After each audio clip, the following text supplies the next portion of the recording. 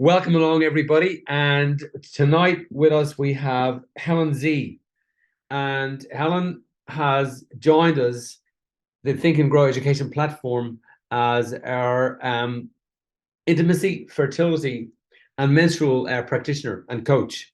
And Helen has quite a long line of experience in working in these areas, and we're very blessed. You can tell just by Helen's energy, just by looking at her. We're very, very blessed to have Helen. I've met Helen personally. She's from Melbourne. Are you from Melbourne, Helen? I am. Yes, Victoria, up in the Dandenong Ranges. Very good. And you work with people and do this great work that you do that we're very intrigued and interested in online. So, yeah, some of your work then is whereby you get to work with people, and I would think that you take them outside of the medical fraternity and you take them outside of the medical kind of bubble, and you bring them more into, nature, away from science and more into just nature, I suppose. Now, Helen, as I said, is a fertility, menstrual, and intimacy coach. She's also a scientist. She has worked with anti-cancer drugs, and she's also worked in managerial position in medical vaccines and so on. So she's got quite a bit of experience behind her, as well as now this experience as a holistic practitioner.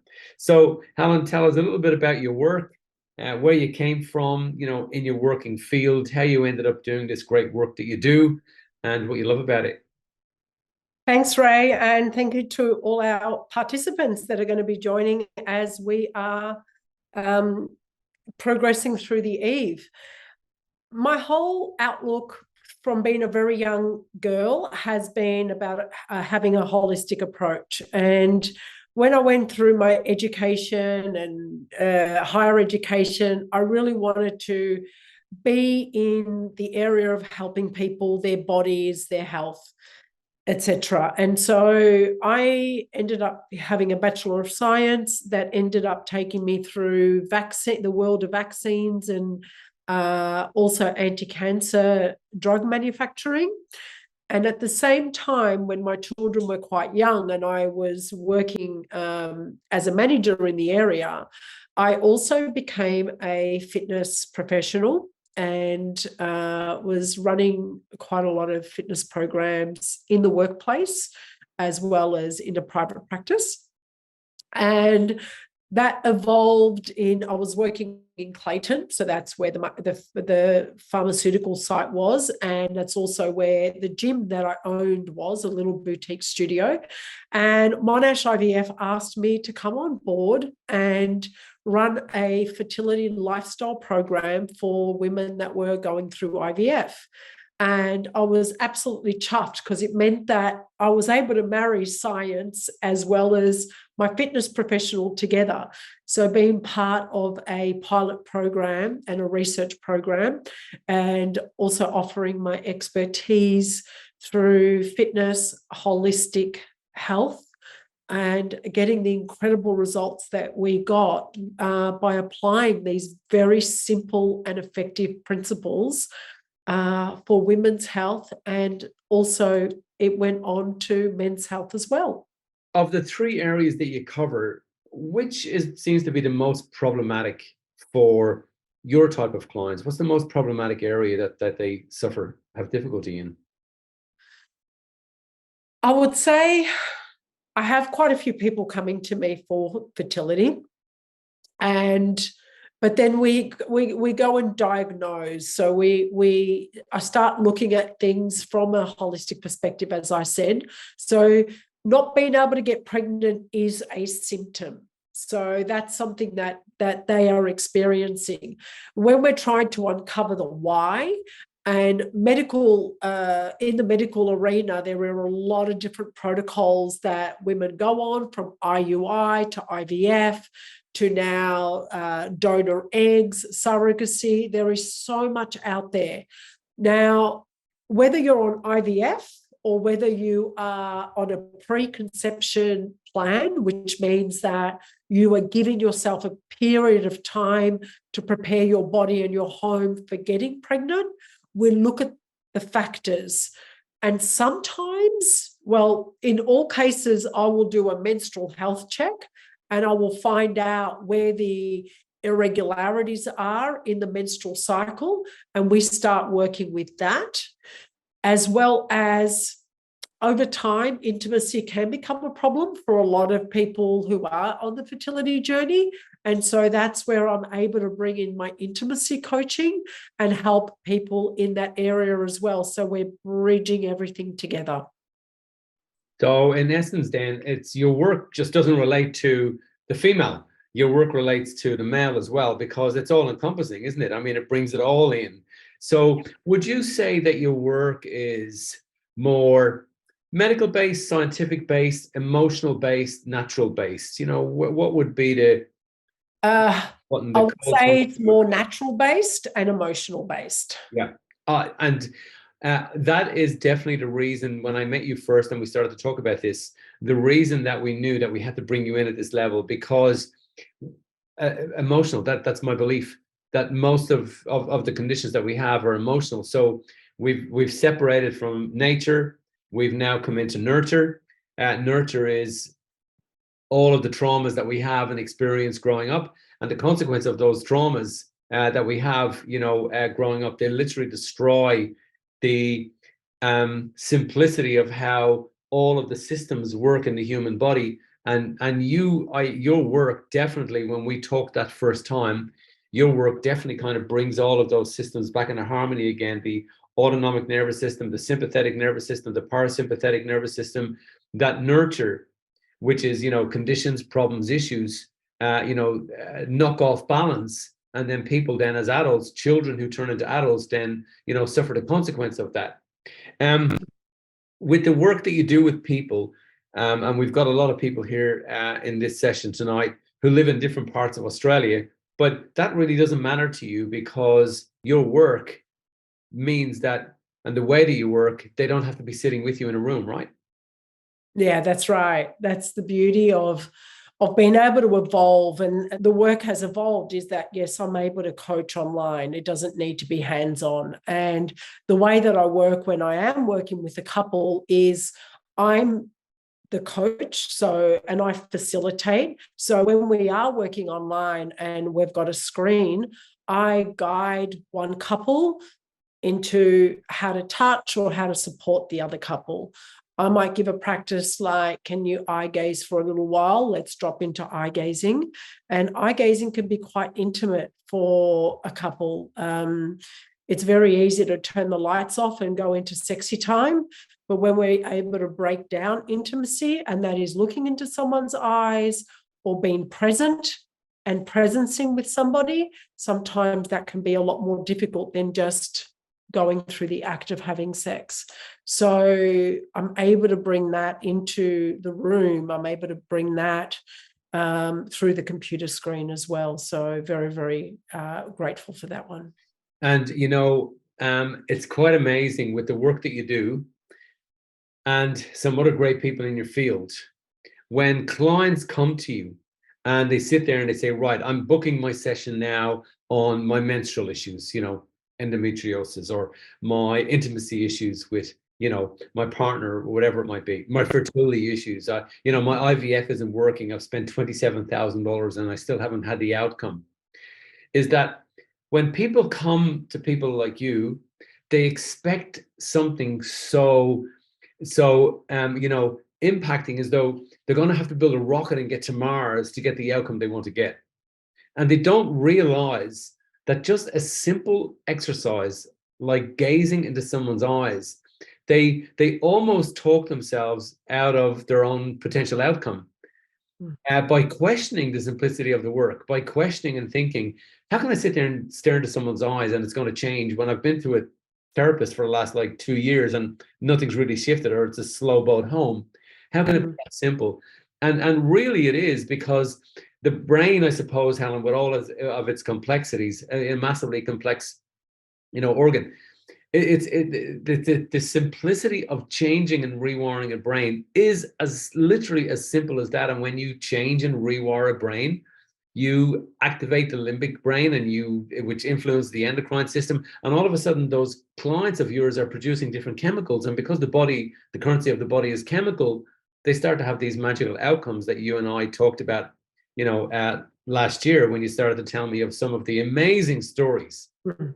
of people who had spent months and probably years, some of them, on all of these different programs with, great medical practitioners, but weren't getting the outcome. They come to you, and in a simple, easy, relatable way, all of a sudden, bang, they have that magical experience with you. And even those people, I think, would sit back afterwards and go, like, how was it so simple all along? Because the body, I suppose, as a complex machine, has its simplicity. So they don't understand that because there's no complexity in there, they think, well, it's not that complex, so it can't work. Yeah. But the complexity, I think, is hidden in your work, in the simplicity. It's in that simplicity. Yeah. Thank you. What I can say to that is, and where you talk about chemistry and eliciting a response, so the brain chemistry floods the body. We have an emotional response. We can say to that when we start to meet somebody that we've got an attraction to. So we're not attracted to absolutely everybody, but when we start having a chemical response and we bring that in, and then we start falling for someone and have feelings for someone, we have that honeymoon effect. We can trust that time and time again that is a biological response that the body has. Yeah. And that's where magic starts to happen. Now, what happens over a long period of time in a relationship?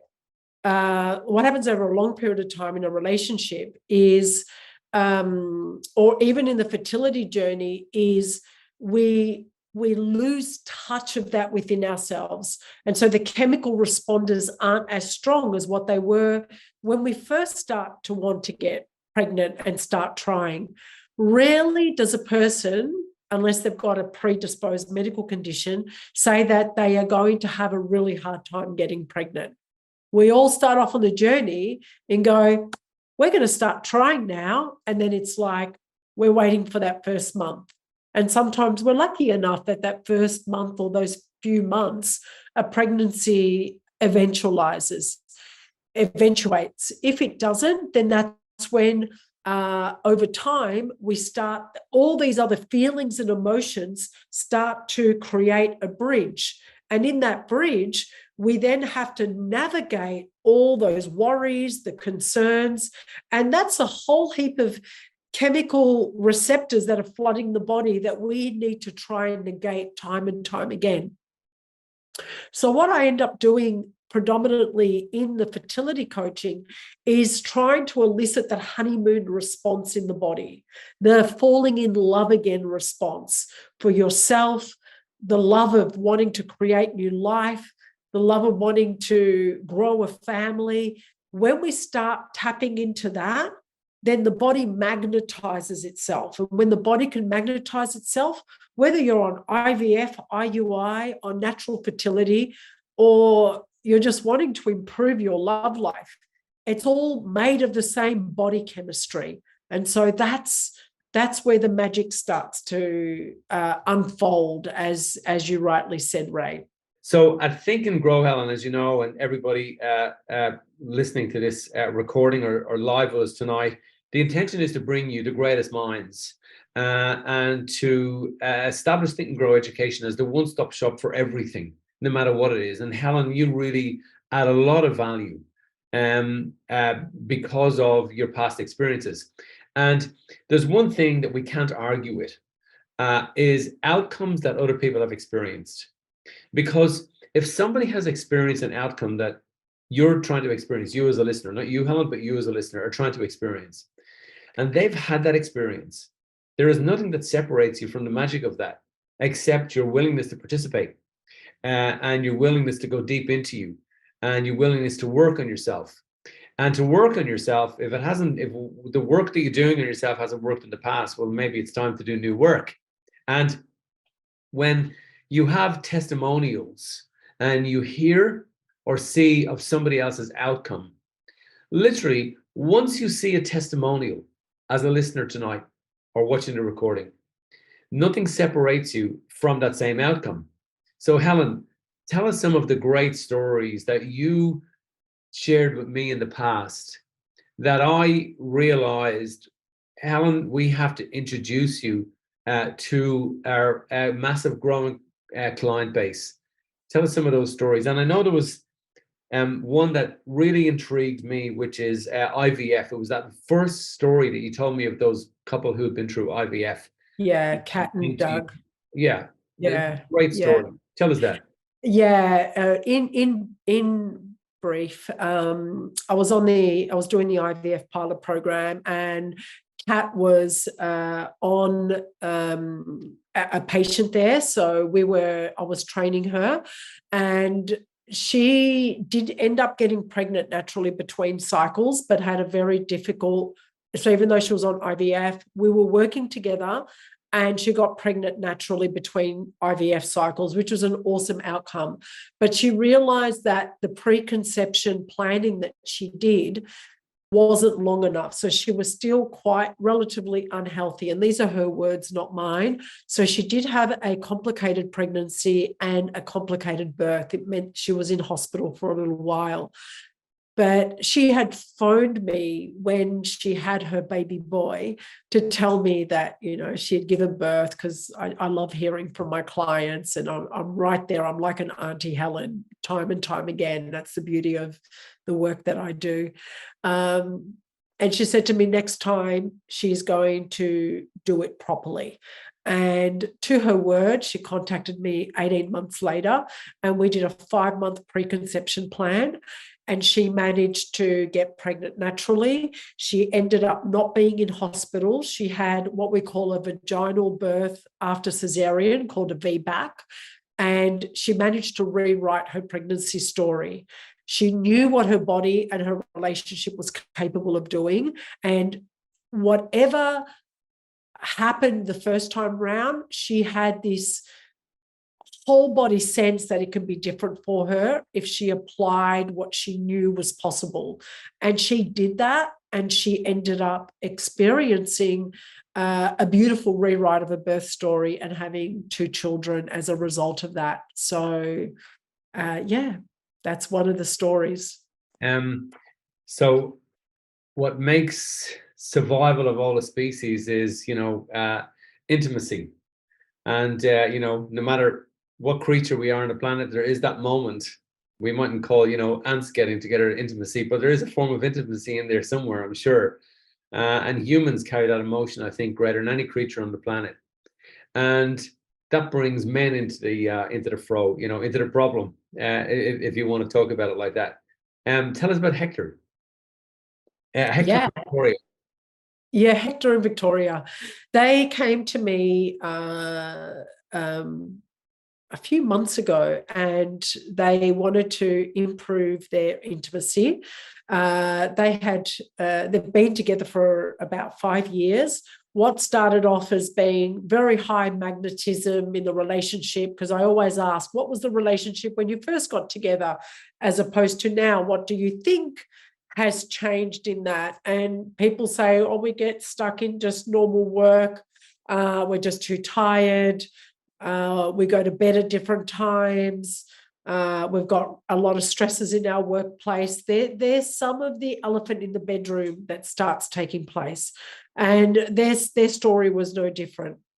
So low libido, and Victoria, knowing that she wanted to, and Hector as well, because they came together, wanting to reclaim the intimacy and the spark of their relationship, knowing that they just don't settle with what is presented in their lifestyle.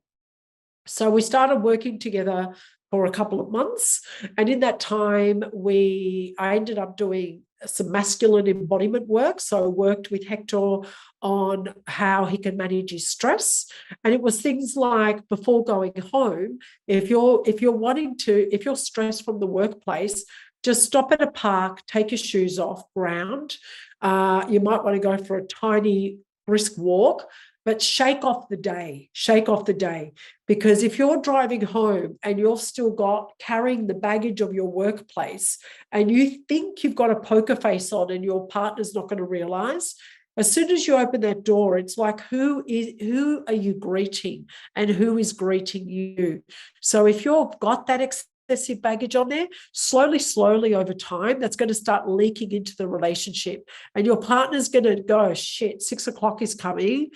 I'm actually dreading that door opening, and I kind of have to talk myself into being happy that he's home. So that's kind of the emotional stuff that we start to unpack. And so when we start having practices around that, and it's like when you open the door, who are you going to greet? Who do you want to be when you want to get home? Not in the workplace. We don't want to be the same person in the workplace that we are when we're at home, when we're in our resting place, when we're in our loving, nourishing space. So having that transition coming home, also having some strategies of de-stressing, of asking for what you want, asking for time out, and knowing I've got rules of engagement about when there is time out to call that time back in again, and how is best to communicate with one another. When we start to reestablish those healthy ways of relating, it opens up to trust, it opens up to vulnerability, and in there, that's where the magic starts to pour back out again. I also do feminine embodiment practices, so very similar to what I was sharing with Hector. I will get women to tap into their feminine essence, and then also couple embodiment practices. So working with the body, working with the breath, to be able to elevate the energy in the body and to be able to expand, mold, ground, explore. And, I do this in a very, very safe space over, the computer screen, or, if you're close to Victoria and want to come up and see me personally, I'm happy to see you personally as well. But when we're able to establish that trust and that vulnerability, and also know what some of the flags are in our partner, and instead of finding those being triggers, we're actually using those as opportunities to open up conversation and also open up into support, we find that there is a dropping in, there's a leaning in, there's a, and in that, we're a lot more open. Energy can flow. We're wanting to share more about intimate emotional state and our physical body. And so that's when we start to rekindle and start to bring more of the joie de vivre and more of that sensuality back into our everyday life that spills over into our primary relationship as well. Look, we're not all painted with the same, title, I suppose, but women being, emotional communicators. So they love the emotion of communicating, they love speaking, they love being heard, they love listening to the story coming back, and so on. And like I said, I'm not saying that we're all, of the same typecast, but in general, men would rather sit with the remote control. Yeah. So as a typical man might think, well, if I want to enjoy more intimacy in my relationship, I'm going to have to talk to her more. And they probably don't want to do that. So for that type of man, how do you overcome that? Is that overcomable, whereby they can still get the outcome without the man having to give up the remote control or wanting to give up the remote control? Can you repeat that again, Ray? I just had a great question come through, and I just said I'm going to speak to that soon, so I'm going to apologize. Can you repeat that again, please? Sure. Women love communicating. Men would rather have the remote control. TV, right? So if communication is going to be important for intimacy, do you have processes, without giving it away now here, but do you have processes whereby the man can put down the remote control for a moment, give the woman, the female, the intimate communication that they want, where they just want to be heard for a bit about how their day was, about how they're feeling, without the man feeling so overwhelmed he has to go back to watch Bruce Willis? Is there processes to do that? Right. Yeah, there is. A simple process that I've got is organizing a date night, and it's not about necessarily going out or having to dress up or spending a bucket load of money, but it's making a commitment that it is a closed container. And I also say that It can be time bound. So we can actually just put, say, half an hour on our phone every Tuesday after dinner. And there are processes whereby we debrief. There is a debriefing. So it is asking for what you want is one question. And it is a giving and receiving of asking of what you want. Another one is, what are you afraid of? And so again, there's an opportunity there. And over time, when we chip into that, and I know it might feel a bit overwhelming now for the listeners listening in, but it is part of a process that I coach. When we can sit face to face with our partner and we're time bound, 5 minutes uninterrupted, about what are you afraid of? Some of these little things that are not necessarily about the partner, but about everyday life. It might be about the children. It might be that parents are becoming elderly and more time is going to be placed on taking care of them. They're all the little nuances that are playing on in the background. So when we've got time bound and we're also finding a date night to be able to actually have conversations and also be able to come into some touch and care, it's easier for that remote control to be put down and not go for it, because there's room for all of it in life.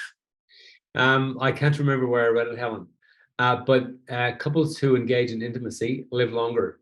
And they're doing that because they're allowing their body to be natural. The body wants to live in intimacy up till 99 years of age. It wants to live that way.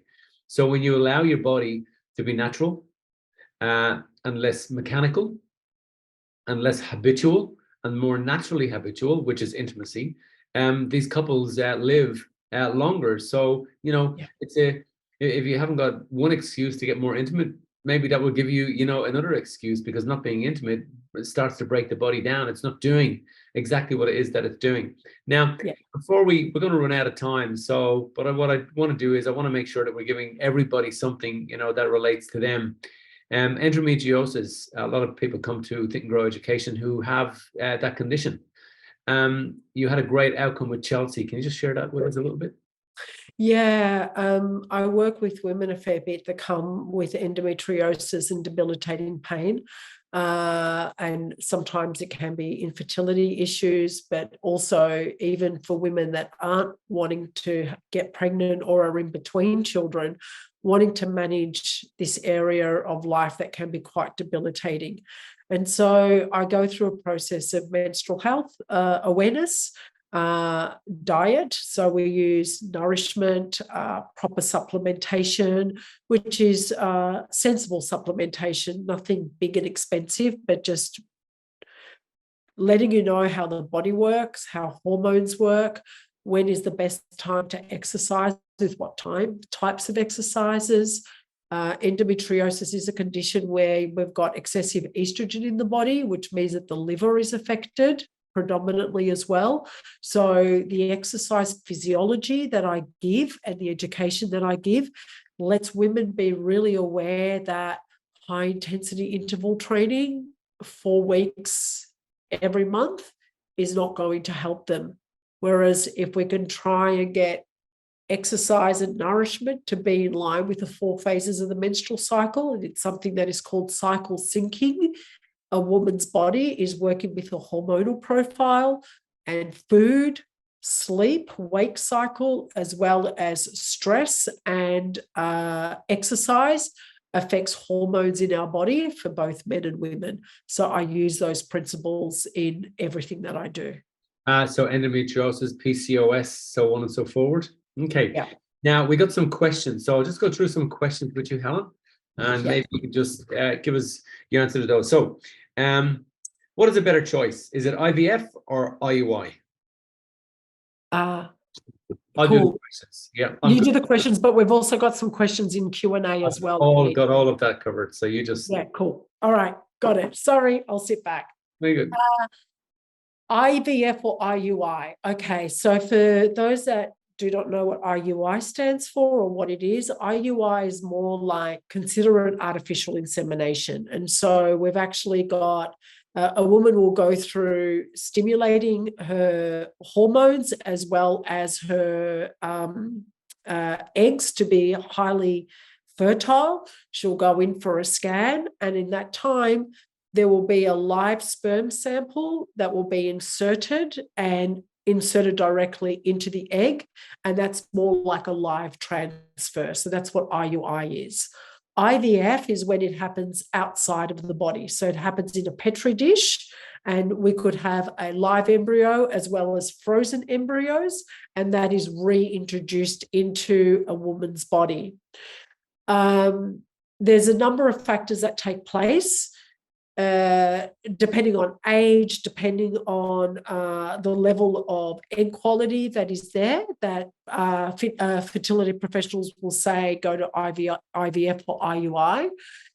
I say that when you're starting on the journey, look at IUI. If you deemed that you haven't been, it's been a period of time that you haven't got pregnant, and you're looking whether it's IVF or IUI, I would certainly be open to IUI. It is less invasive. But if you do not have time, if time is slipping away, and I know that one of our questions here is that there is a woman that is 47 years old and wants to know how to prepare for IVF, I wouldn't be going for IUI in those situations. In older age, I would be going straight to IVF. Thank you for all your questions. Now, the guest with the initials in her name, NL, I don't want to mention your name, so I'll just give you your initials, NL.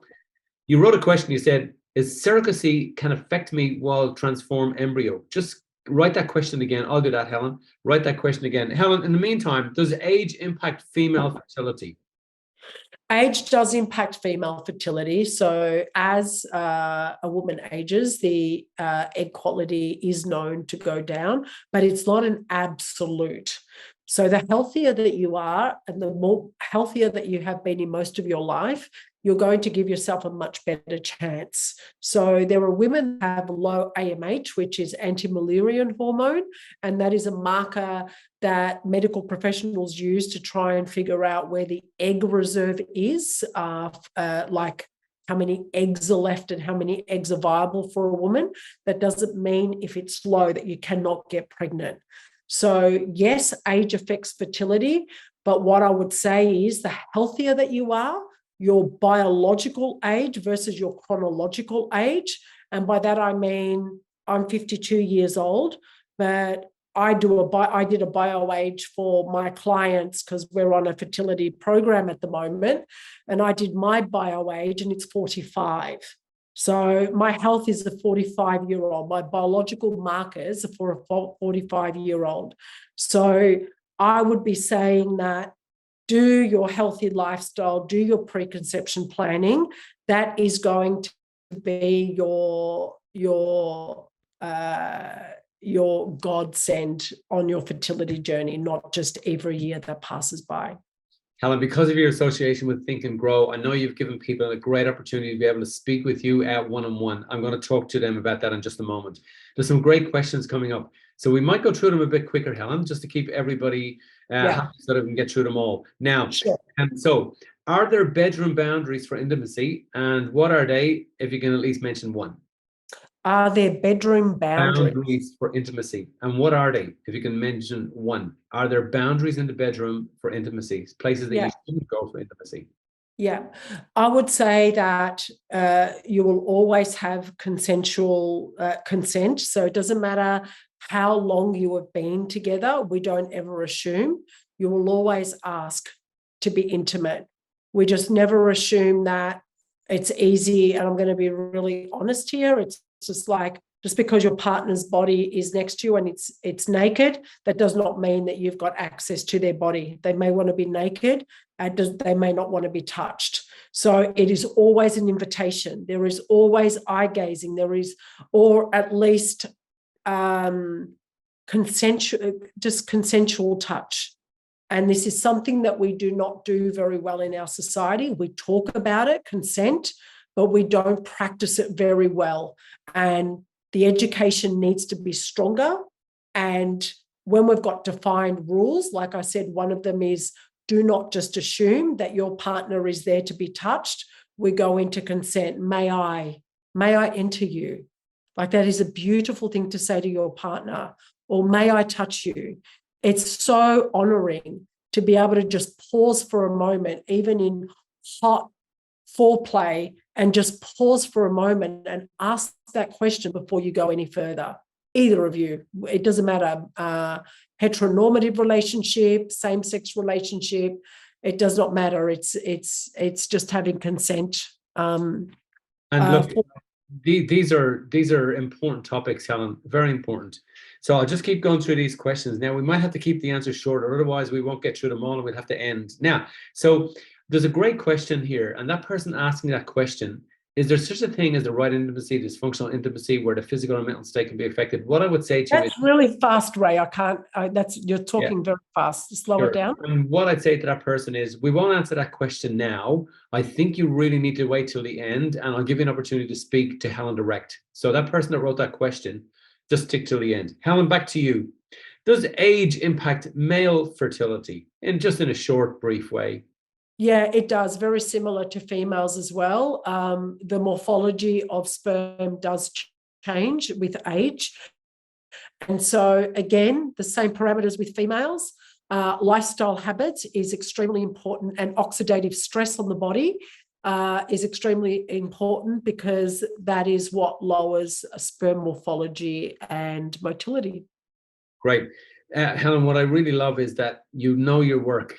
That is so important for any of you engaging with Helen over these sessions. You really have to be with somebody who really knows their stuff, and that's what we love about Helen. How long should I be in a pre-pregnancy health plan? Yeah, beautiful. I would say a bare minimum 4 months. If you have got predisposed conditions, like say endometriosis, PCOS, Hashimoto's, any endocrine disorders, it's going to need to be longer. If you know that you've lived an unhealthier lifestyle, it needs to be longer. But as a bare minimum, I would say 4 months. Okay, so we'll just do one more IVF question, then we'll go into intimacy. How about that, Helen? Yeah, sure. Okay, I've been on IVF for years. How can your program and your work help me? Yeah. I work holistically. So even being on IVF for quite a while, we bring back the magic. When I worked for IVF, when they asked me to participate in this pilot program, women were on there for 6 years, 20 cycles, working together in the way that I did. We had a 70% success rate. Wow. Within the first year. So it was pretty incredible. So again, lifestyle habits tailored to you, not Dr. Google, tailored to you, the person that I am working with face to face. How can I better please my partner is another question. Listening, active listening, having those date nights that I spoke about, not just assuming, not thinking that your partner is a microwave where you go beep, beep, beep, beep, press, because we're always different. We may have had a different day at work, so don't just assume. Active listening, touch, reciprocity. I've had trauma in my life. Do you work with people who are suffering the consequence of trauma? I do, Ray. I'm fortunate enough to be trauma informed. And I know that there's another question here in the Q&A that asks if I work with, I'm just going to put my glasses on, I'll tie those in together. Do you also help single women with intimacy when they have closed themselves up due to past traumas, marriage breakdown, rape, mental issues? So that is, that they are all individual traumatic events. So we call those big T. Which means that one event has caused a traumatic response in the body based on that experience. And little t in our field of work is known as developmental trauma, or things that have happened over a longer period of time, like it's chronic trauma. And through the body work that I do and through the narrative, the talk therapy that I do, as well as body work practices, we're able to shift some of that. So there's trauma release exercises, there is embodiment work, there's breath work that I teach that is able to bring the body back into a regulated state. Because what has happened in trauma, and it's important to touch on this, Ray, not to just, I'll just say, when I work with you and we work with you with trauma, my main focus is your nervous system. So everything that we're doing, it's not about exciting the body. It's actually about regulating the body so it's able to hold that excitement, that excitability, because it runs on the same channels, and that's when we can shut off, because it's like anxiety and excitement follows the same pathways. Yeah. And so we will shut that down. Two great questions that we have here that will relate to a lot of people. And I'll tie the two questions together. We have low libido post children. Will it go back to the way it was? And does your work help with couples therapy? Yeah. Yes, a low libido and post children, yes, you can get the juju and the magic back. It takes work and it takes communication. It's not a quick fix. When you come to me, you've probably tried other things, and then you started searching or finding out from other people, oh, what is Tantra? What is body work? What is breath work? This is interesting. Talk therapy hasn't worked. Couples counseling on its own hasn't worked. Just going on date nights and dressing up and going out for dinner hasn't worked. When we work with low libido, again, we are trying to actually work with increasing the nervous system and the energetic response in the body. I ask people about their past history, about their past sexual experiences, and also about what sex was like when they first got together. So that chemistry was already there. So we need to reignite that chemistry, and I'll work with that. Yeah, love it. I mean, so many important things here: the giving of life, the enjoyment of life, the happiness of life, the bringing on of life, and then just having your body work in harmony with itself through your life.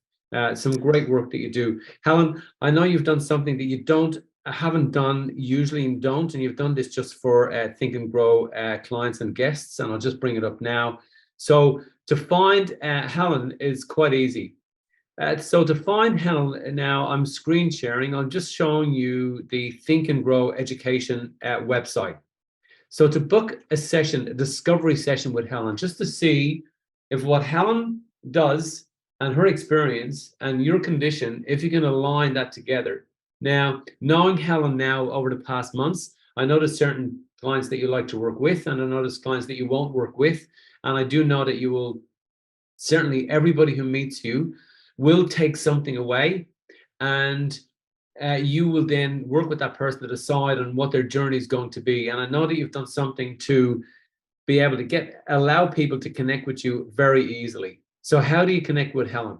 You find Helen here in the Think and Grow website, thinkandgroweducation.com.au. Write it down. Then you click on the practitioner hub up here, and this will bring up our practitioners, the Think and Grow practitioners. In here, you'll find Helen Z. You'll then just simply click on Helen Z's link here, and this will bring you to her homepage. And you look for the button that says, click here to book your online session with Helen. And she's made it so easy. You can actually have a discovery session with Helen only through the Think and Grow education platform. You cannot do this anywhere else in the world with Helen. You can only do it through here. And you can have a 20-minute exploration and discovery session to take away some brilliant snippets of information that relates specifically to you in that 20 minutes. And you can do that for only $47. Is that correct, Helen? That's right. Yes. Okay. And to do that, you simply just click the buttons to book Helen, and then Helen's calendar will appear, and you just book your 20-minute session with Helen. Now, Helen, we've got a whole load of questions, but we've just simply run out of time. And that answer to that guest tonight with the initials NL, you definitely have some complicated issues. I know Helen's work, and thank you for everybody saying thank you to Helen, by the way. I know Helen's work. and I can understand based on what you're writing to me, your condition. The last question that you posted to me here, that client with NL, that guest with us tonight with the initials NL, is, can Helen help? The answer is yes. And my answer to you would be this, in a greater way, would be this. If everything that you've tried isn't helping, how beneficial and worth it is it for you to now explore a new way of doing things? So my answer to you is yes. Book your session with Helen. And what you need is, each of you need to sit uniquely with your unique condition, whether it's menstrual, intimacy, fertility, your unique condition. Communicate that to Helen, leave the rest to Helen, let her then extract your story from you, and then show you how you can continue to work with Helen over the weeks and months, and how she can help you with your condition. Helen, is there anything else you want to say before we end tonight? It's been a delight, and what lights me up and what gets the best out of me is going face to face with people and be able to go heart to heart. I get to intuitively ask the questions that probably others may not have asked, and bring those to the surface. And I call those the divine breadcrumbs that lead to the bigger picture. And so we work with that. We might think that we've got the answer, like it's in eating broccoli or being at sleep by 10 o'clock at night, both which are great if we're working with, fertility. But there is something underlying there that is the bit that starts to open that door and the gateway for more to take place. And on the journey, because I did see in today's chat that, women are at 47, 48 wanting to improve embryo quality as well as egg quality. I have worked with women as late as 47 on the IVF journey, and it is a combined effort. So it's a holistic approach together with the IVF approach to make things happen.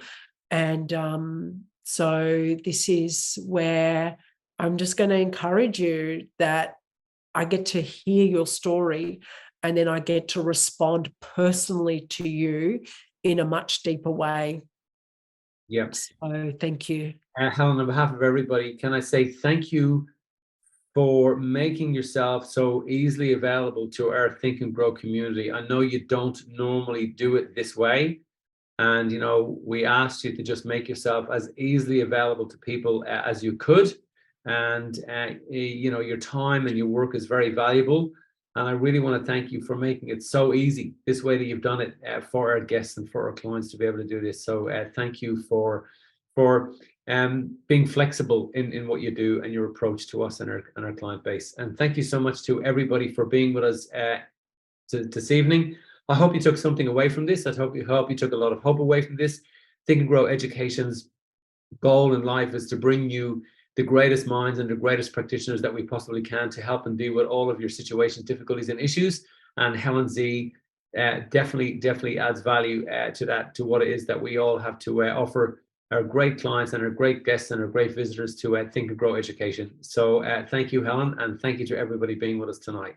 Thank you, Ray. Really, really appreciate the airtime tonight, and I hope we got to answer as many questions as possible for our viewers. Great. Good night, everybody. And if you're watching a recording wherever you are in the world, you have the same opportunity to connect with Helen. You'll find her booking form on the Think and Grow Education platform. And enjoy yourselves wherever you are in the world. And remember, you're blessed. You woke up this morning, no matter what condition you were in, you woke up this morning, everything can change. You just need to participate in your own growth. It ain't going to come to your door unless you're in the game, unless you're on the field. Thank you, Helen. Thank you, Ray. Thank you, Ray.